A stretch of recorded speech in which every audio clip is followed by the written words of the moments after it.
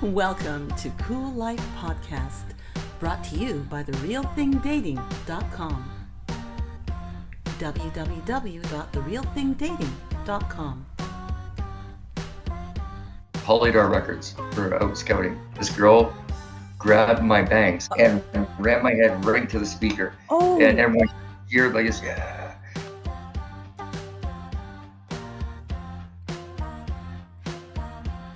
When we shot the scene in Good Will Hunting, I didn't know who most of these people were at the time. I mean, they weren't stars. It was Gus Van Sant that directed it. Gus Van Sant was on the floor with Matt Damon's character. I didn't even know who Matt Damon was at that time. I'm Eva John. I'm a former candidate for local government. I was a children's television entertainer, and I love this world, and I believe we should take care of each other and have a lot of fun along the way. Welcome to Cool Life. Here we go. I'm Eva John for Cool Life Podcast. Today, John Stewart is joining us for part one of a two-part conversation. Before we jump in on that, please enjoy John Stewart's song, Until the Light Takes Us, with his band Holy Asylum, featuring Miss Kristen Latham on Cool Life Podcast.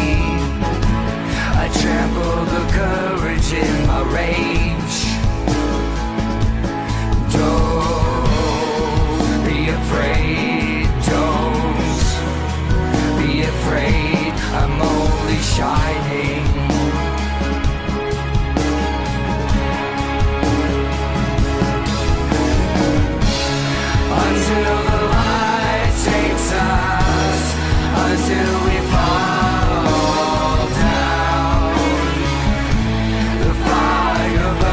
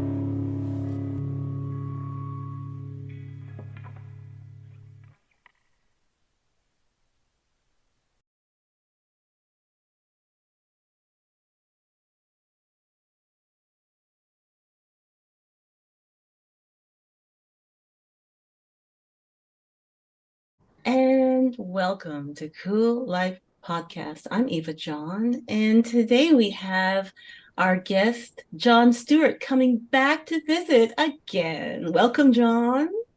Thank you. Welcome. Here I am.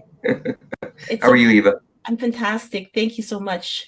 And it's so nice to have you here, and I hope all is well with you in the world of music. Oh, yes, absolutely. Busy, very busy. Good to know. Good to know. What's been up with you, actually? Busy man. Busyness is rehearsing with two young lads named Joey and Jacob, two young guitar players that we've recently joined our group, and they were working on the set to prepare for shows, and they're workaholics. They're very young. They're extreme workaholics. I call them Thing One and Thing Two, because that is exactly what they are. You know, our bass player Peter, he's the one that we have a perfect working engine in this group. So like, I'll explain to Peter what I want, and then Peter will say, Joey, Jacob, this is what you do, because they're very, very, very intelligent. They do great at what they do, but it's just the way that it works. It's a very it's kind of cutesy, I guess you could say. You know how it works. This is how we have this system works. It's so good. I love it. Well, I mean, the fact of the matter is, a band is it's a business, and It is. Yeah. And it has to be a well-oiled machine. It doesn't have to be a well-oiled machine, but it works better when it is, doesn't it? It sure is. Yes. Yeah. Oh, fantastic. Well, in the business of music, you have a recent song, Naked Sacrifice.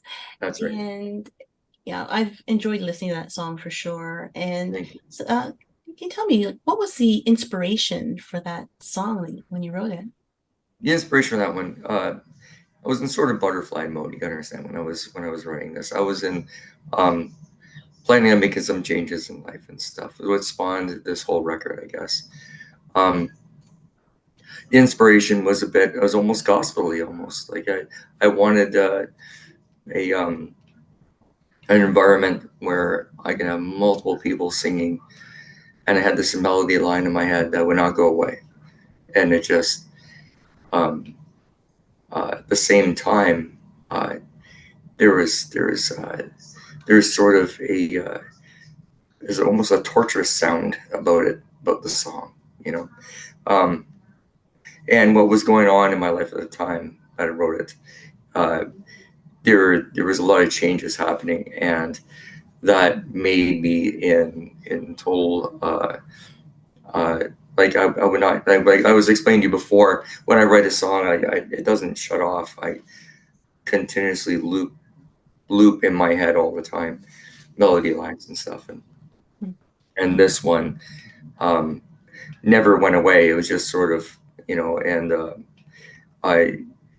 it's a bit about a parallel universe, to be honest. It really is what it is about, and how changing from one life into the next. It's a bit that. That's well, I'll tell you, even like with the title of it, it's quite intriguing. There's some assumptions you can make in the title, but then the lyrics take you on a few different paths, and it's sure does. See if we can have a chance to play that a little bit later in the show and let everybody enjoy it. In your songwriting, it has so many interesting twists and turns. Have you had the opportunity to collaborate in your songwriting with other artists? My whole life, pretty much, yeah. That started from the time I was 14, I think. My friends in school and stuff. We one guy in particular. Yeah, so like there was several people that I've worked with throughout my life, collaborated with. I love collaborating on songs. I do. Songwriting is such a personal thing to me, though, that I more or less prefer it just myself. But have I worked with others? Yes. I worked with others a lot. I spent most of my life working with others. That's why I've done mostly that. And a friend came to me once, about 10 years ago, and said, "You have to stop that. It's time to do you." Okay. And he he doesn't realize how much of I needed that wake up call back then. Okay. And that's sort of where I'm at now is because of that conversation. Mm. But yes, I've worked with a lot of other people, including Mary Fivey, who I was in for up to 15 years in that band. And even currently now, when the acoustic act I play in Between Names, we collaborate on songs together. There's that. I've been collaborating for years with artists, more or less to push their project, not my own. Now, in my current stuff, yeah, I mean there are some times where I've friends have gotten together and we could just hear something's going to happen, and so therefore I just let it happen and see what happens. Right. So yes, I like to more or less do things on my own, write songs on my own. I like that in my own brain. It's my it's my holy asylum. That's where I go. That's what I do. Amazing. Well, it comes out with some beautiful results, whether you are, collaborating or now focusing more on your own homegrown writing. Yeah. It's definitely giving great results. Now, have you ever experienced where you've written something, presented it to the band, and found that your band was not behind that particular piece of music, that song? Like fond of it, like they didn't like it. Yeah. Have you ever found that you've written a song, you just like, here we go, guys, and they're just like, ooh. Not really. No, I wouldn't say that really. No, I've had some moments in songwriting in my entire life where I thought maybe I've gone a little bit too outside the box. Okay. Maybe so, yes. But something that was presented that they said, yeah, no, not really. No. Okay. I'm pretty careful with what I do. Right. I'm always very careful. I like to be very careful with that. That's part of it. That's part of songwriting, I think. It's a deep thought process. I like to not only get pleased by what I'm trying to achieve, but make sure that others are going to like it too. Of course, I want that as part of it. It's not the main focus, Okay. but it's definitely part of it. Right.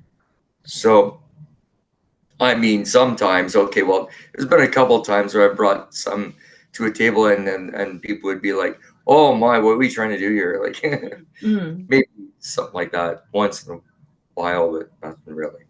Not really. Well, the whole creative process, it's interesting. I mean, input from your band is, experienced musicians who they know you, Yeah, sometimes as well, if not better than you know yourself, just because they're absolutely. observing from a certain Yeah, perspective. And if they've had the privilege of that observance for years, and yeah, they'll certainly know when you're out of character, out of what you've done so far. I mean, thinking outside the box is definitely an artistic feature when you're being creative, right? oh yes, But there are times when, even as you described, that if they would give a reaction, I mean, sometimes that brushing and bristling together where you're not necessarily seeing it the same way can enhance the creative process. And, yeah. accidentally or on purpose.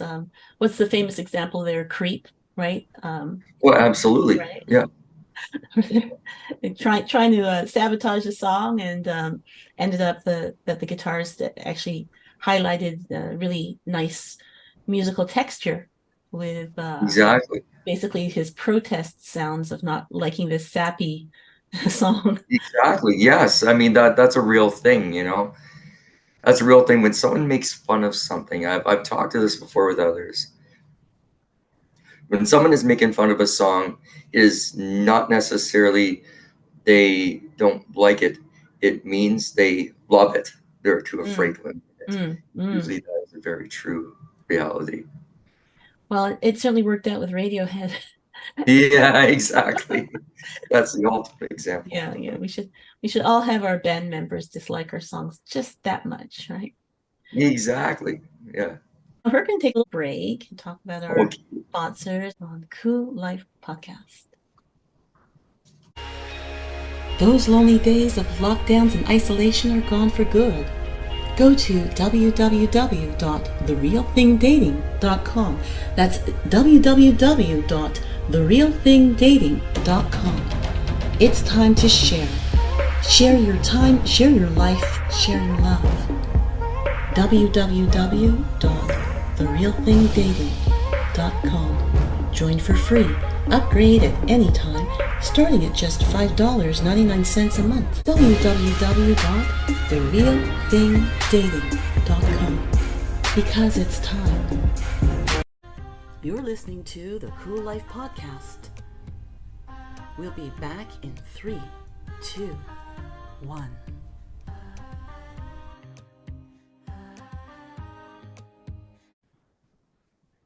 Now, John, over the years, you've had the opportunity that, truthfully, a lot of musicians, whichever country they may be in, may not get that opportunity to perform in an actual stadium venue.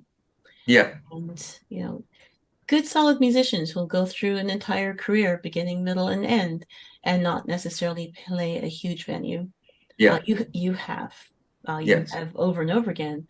And Yeah. can you tell me, what's that experience like when you're no longer doing the bars and the bistros or in the mid-sized venues? What is that like to be in a commanding atmosphere of a stadium?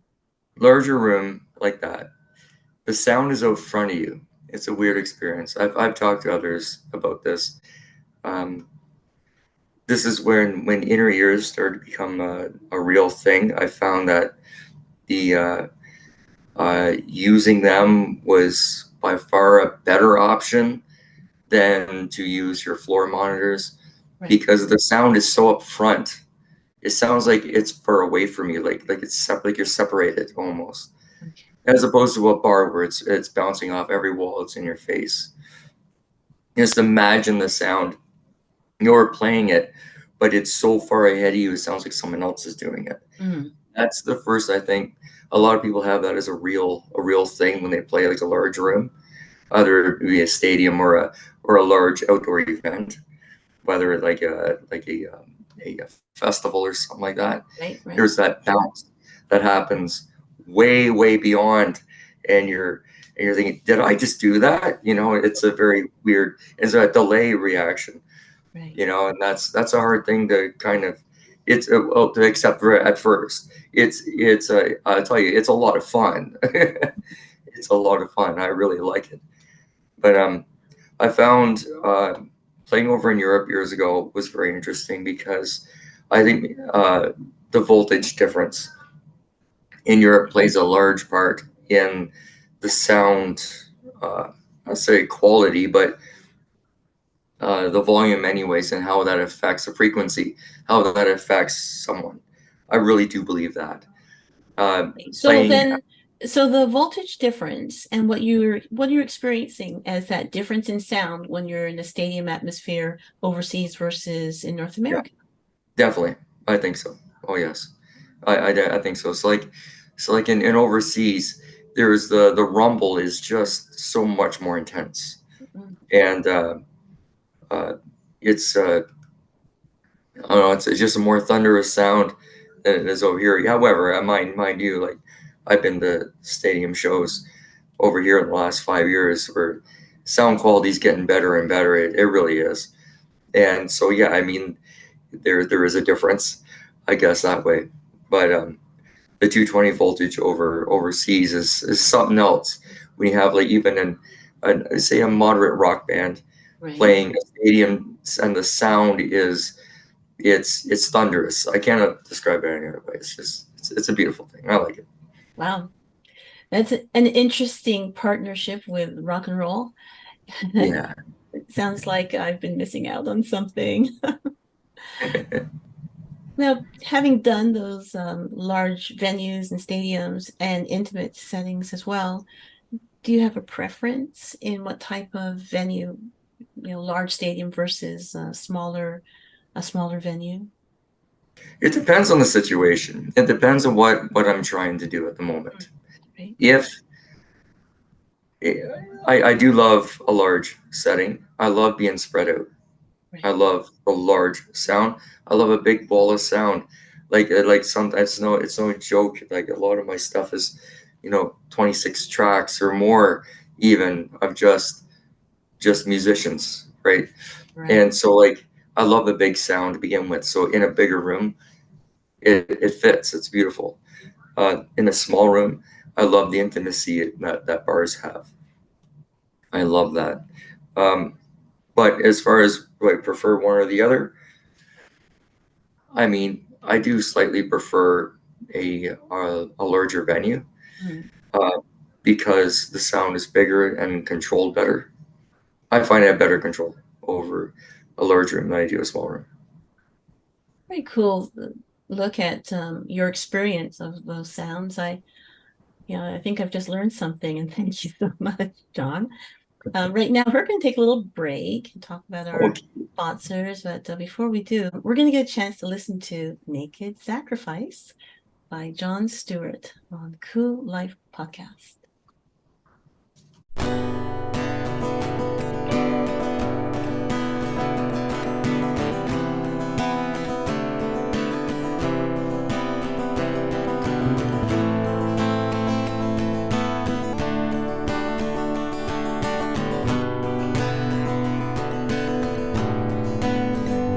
In this house I feel reborn.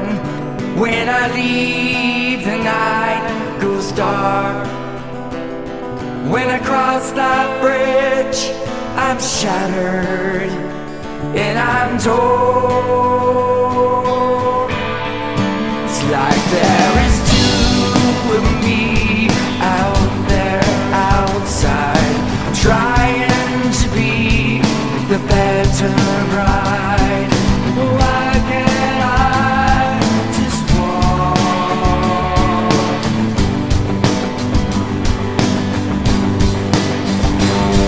When the comet is coming, sends the radio station, and the internet blows up, creating vibrations. Why can't I hear you? Why can't I think it? I wish I knew the answers. I wish it had faded away.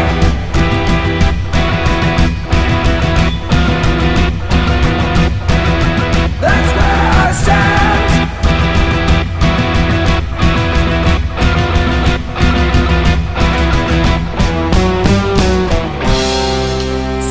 Sacrifice I've always wanted doesn't mean that it was yours. That sacrifice I made behind the closed doors.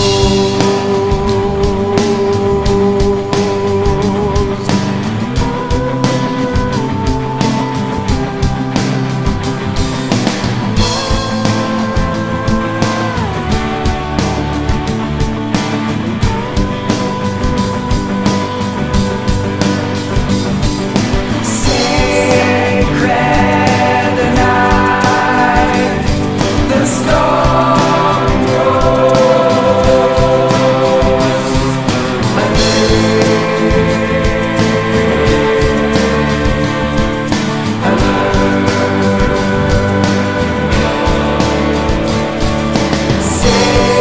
Sacred night, the storm rose.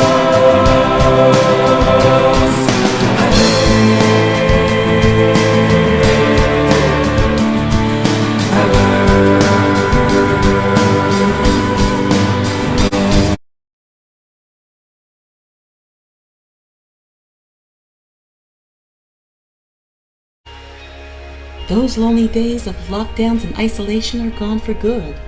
Go to www.therealthingdating.com. That's www.therealthingdating.com. It's time to share. Share your time, share your life, share your love. www.therealthingdating.com. Join for free.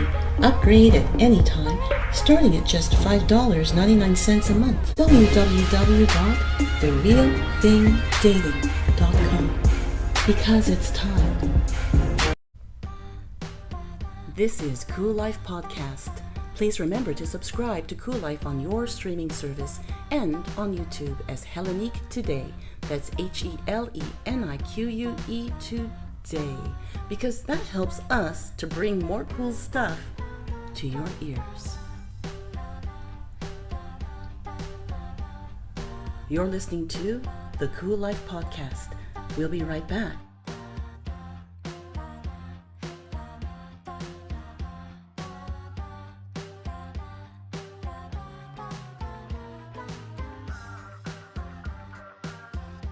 And we are back on Cool Life Podcast. I'm Eva John, talking with John Stewart, visiting us again. Hello. And so now that we're back, taking a closer look at you, your music, your art, it's been a career of so much diversity and your creativity and your experiences that a lot of musicians honestly dream of being able to experience. And life offers lots of distractions and lots of reasons to, take a different tack and, make a career change. In your case, you've had this enormous amount of tenacity. You've been able to hold fast to your desire to remain an artist and a musician. Oh, And yes. where does that strength, that tenacious spirit come from, do you suppose? I don't know. I wake up every day wanting to write the best song I can ever write. It will never happen. I love the fact that it will never happen because it keeps me wanting to do it no matter what. I've talked to lots of people about this. Like if you get to a point where you felt you've written everything you could possibly write, or you don't have fun in doing this anymore, there are those who actually have those real feelings. I don't understand that. Right. I've never understood that. To me, it's what makes me wake up and I think what I can do tomorrow, what I can do later. Like, I know I'm going to be playing 2 chords and something's going to happen. I've always thought like that since I was a child. Never changed that. Right. I love it. And definitely it's something artists need maybe more than people who do not work in the arts, simply because there are constantly so many changes and obstacles, so many reasons and temptations to step off the path. Yeah. So hard to get back on it if when you get off that train, things that you might feel you're sick and tired of, then you find out that you only wish you could get some of that back. So I'm glad that you stuck with it and that you're here as a musician today. And I'm glad too. oh, for sure. John, can you tell me, are there other forms of art that you've worked in other than just music? Yeah.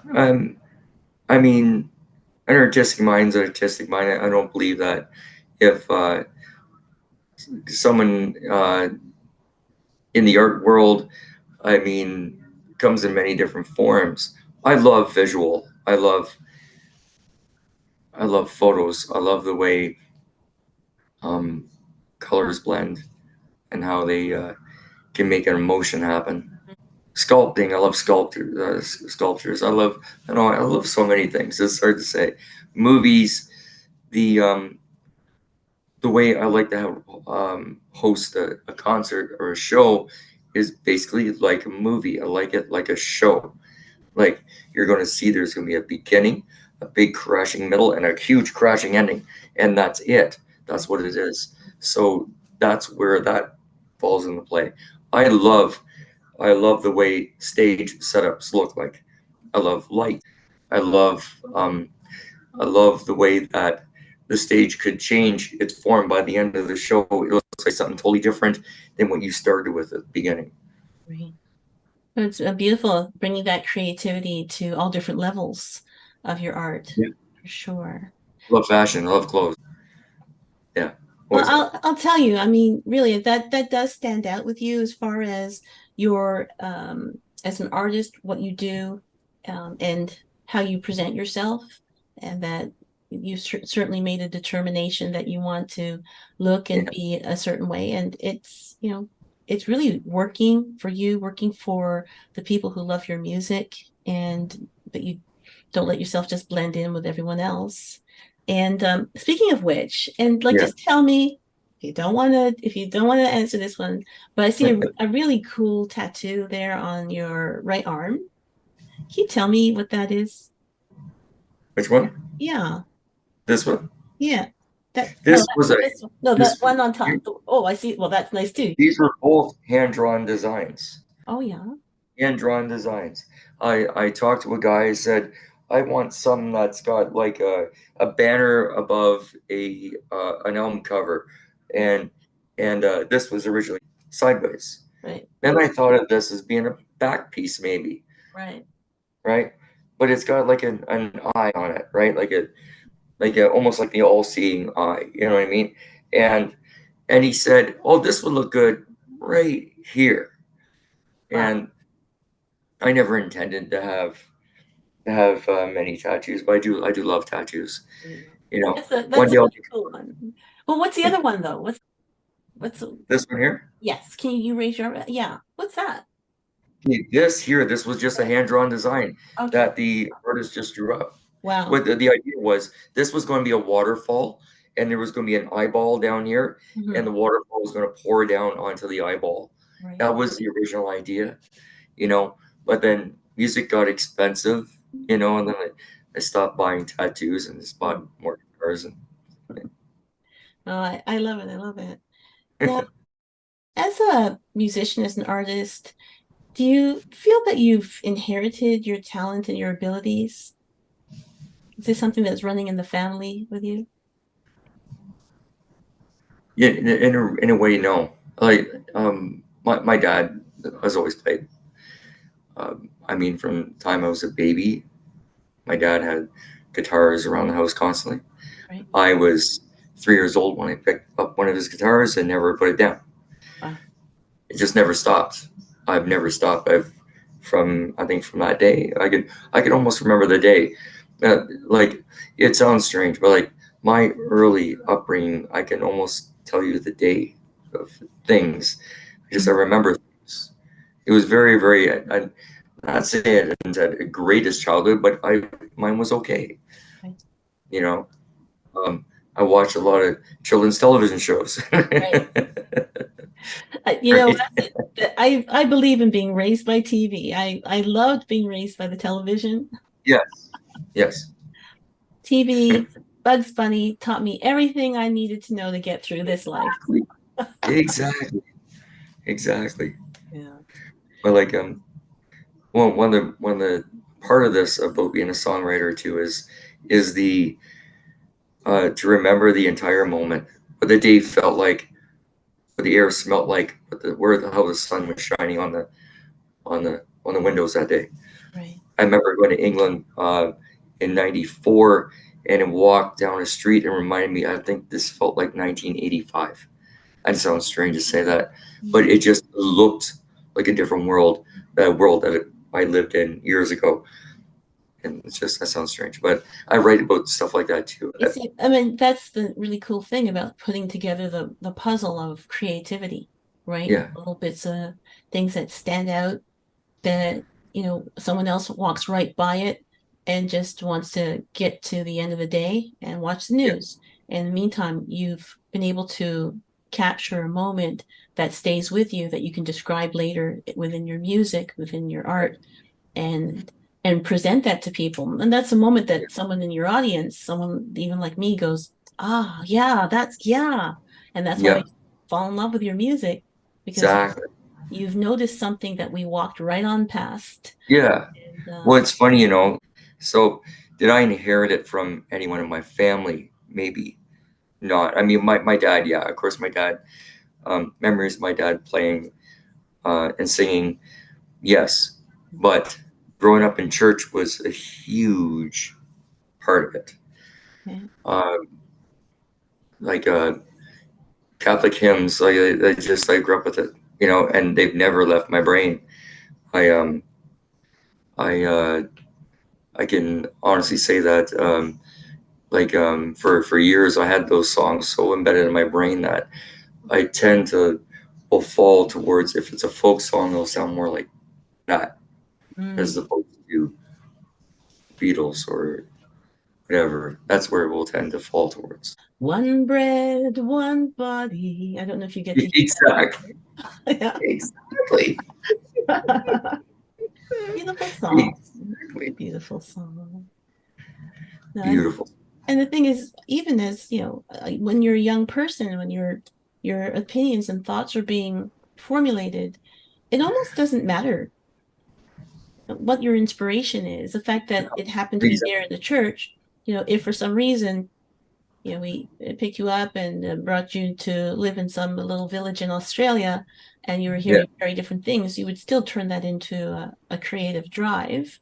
Well, that's sort of my point. It just comes from everywhere and everything. Right. Everywhere I've been, I've lived many different lives, definitely different types of lives, and part of that is where the music, where it was at the time where I was at, Right.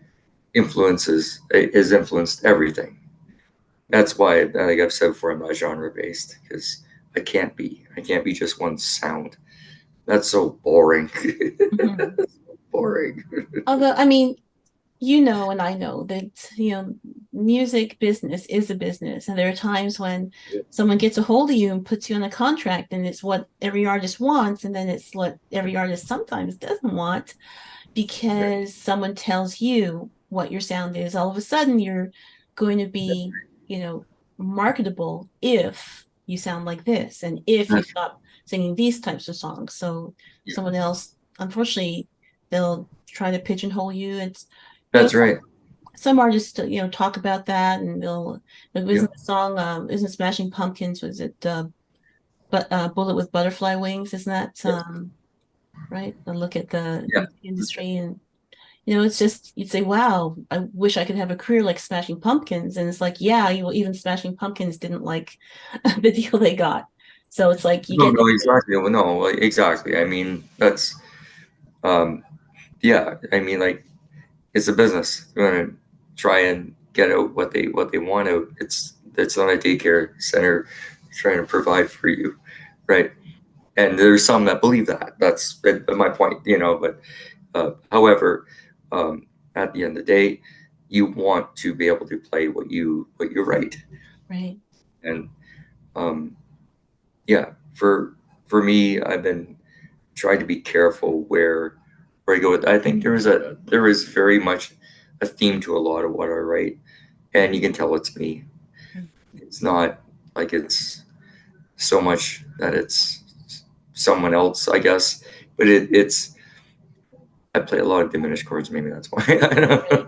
Well, I mean, a diminished chord, because it certainly brings in a certain mood, doesn't it? Right. It sure does. Yeah. When you do that, it almost gives a physical reaction to a person listening to that, and it does force a pause to experience something, and it forces a pause for thought, and it easily lends itself to kind of a more downward emotional sense, and it can make you go. Exactly. So I think it's really cool that you like incorporating that into your music, because you're pushing our buttons. I would like to push buttons. I like to someone to be excited what they're going to hear next. Right. And that was part one of my two-part conversation with John Stewart on Cool Life Podcast. I'm Eva John. Join us next time for part two. In the meantime, please enjoy John Stewart's song, The Other Kind, on Cool Life Podcast. Bye.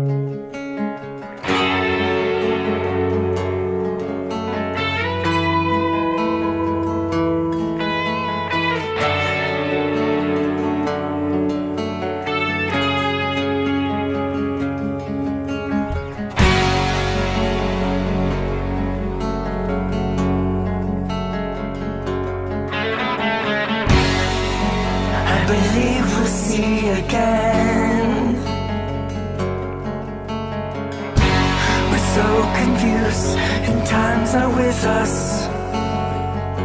But if we can pretend that I can hear you calling, but if we can pretend my skin will shine like diamonds, but if we can pretend we're under the moon until the light takes us. I met you for the love. Teach me, angel, my devotions. You're the good, beautiful one. I'm the other kind.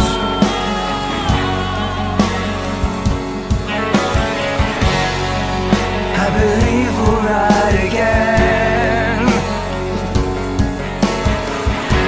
to hell and back in our own minds. But if we can pretend that the birds are not angels, but if we can pretend someone is watching from the sun, but if we can pretend I'll hold you until the light takes us. I met you for the love. Teach me, angel, I am fallen. You're the good, beautiful one.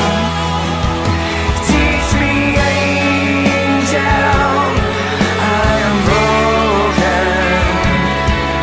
You're the good, beautiful one. I'm the other kind.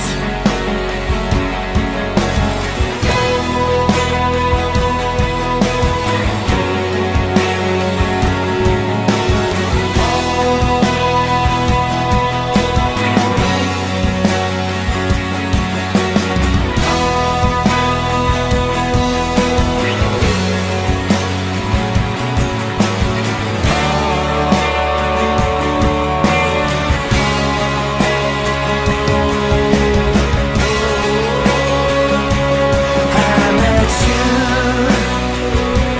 for the love.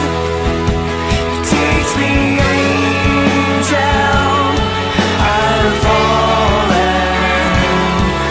You're the good, beautiful one.